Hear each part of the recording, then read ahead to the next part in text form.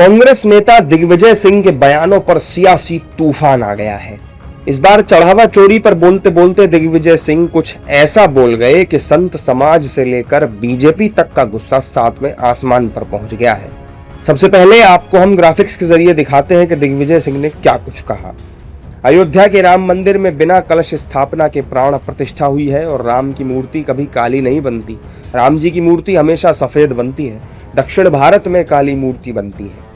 दिग्विजय सिंह के बयान अक्सर कांग्रेस के लिए ही मुश्किल बन जाते हैं। जब दतिया में दिग्विजय सिंह से सवाल किया गया कि बीजेपी का कहना है कि आपको सनातन का ज्ञान नहीं है, तो दिग्विजय सिंह खामोश नजर आए। राजा साहब, मूर्ति के बयान पर भाजपा का कहना है कि आपको सनातन का ज्ञान नहीं है। अरे हो गया भैया, ऐसे में दोस्त ऐसे। वहीं दिग्विजय सिंह के बयान पर संत समाज भी भड़क गया है। योगानंद गिरी महाराज से लेकर सीताराम दास तक कह रहे हैं कि दिग्विजय सिंह की बुद्धि भ्रष्ट हो चुकी है और मानसिक संतुलन बिगड़ चुका है। दिग्विजय सिंह का जो बुद्धि है वो भ्रष्ट हो चुकी है, वो मानसिक बीमारी के शिकार हो चुके हैं। अपितु दिग्विजय सिंह को किसी मानसिक चिकित्सक के पास जाकर के अपना मनोरोग विशेषज्ञ से मिल करके और अपने मानसिक स्थिति की जांच करानी चाहिए और उसका इलाज लेना चाहिए और राजनीति छोड़ करके दूर होना चाहिए। देखिए, कांग्रेस नेता दिग्विजय सिंह विक्षिप्त हो चुके हैं, उनको अपना संतुलन खो बैठे हैं, अवस्था बहुत ज्यादा ढल चुका है, इसलिए वो अपना मानसिक संतुलन को इलाज कराने का काम करें। हमारे आराध पर टिप्पणी करने से, सनातनियों की आस्था पे कुठाराघात करने से बचना चाहिए। ये वो नेता है जो राम जन्मभूमि जो है रामलला का निमंत्रण पद को ठुकराने का काम इनके आका किए। जहां संत समाज में दिग्विजय सिंह के बयान को लेकर नाराजगी है, वहीं विपक्ष भी बटा हुआ नजर आ रहा है। आरजेडी का कहना है कि बीजेपी को भगवान राम से कोई प्रेम नहीं है। मंदिर नहीं बना था तब भी दिग्विजय सिंह वहाँ जाते थे, मुझे इसकी जानकारी है व्यक्तिगत रूप से।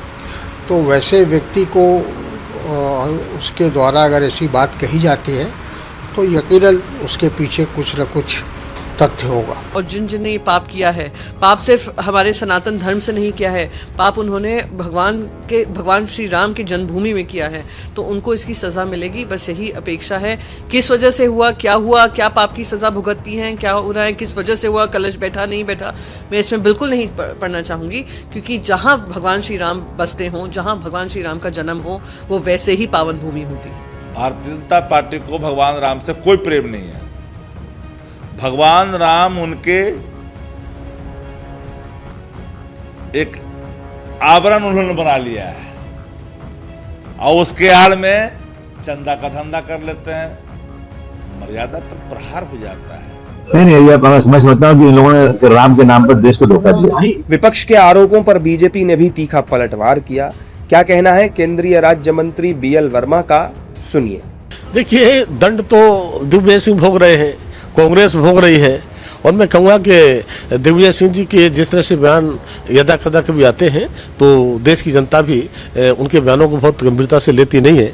लेकिन मैं कहूँगा कि जिस तरह से राम में अगर उनकी आस्था आज तक नहीं रही है, वो राम में आस्था प्रकट करेंगे और भगवान सद्बुद्धि देगा तो निश्चित बयान भी अच्छे देंगे और इस प्रकार की ओछी राजनीति भी नहीं करेंगे। कुल मिलाकर कहें तो एक बार फिर दिग्विजय सिंह ने अपनी ही पार्टी कांग्रेस को फंसा दिया है। मूर्ति के काले रंग पर सवाल उठा रहे दिग्विजय सिंह को कई विपक्षी दलों का साथ भी नहीं मिल रहा। अब देखना होगा कि अपनी सफाई में दिग्विजय सिंह क्या दलील देते हैं।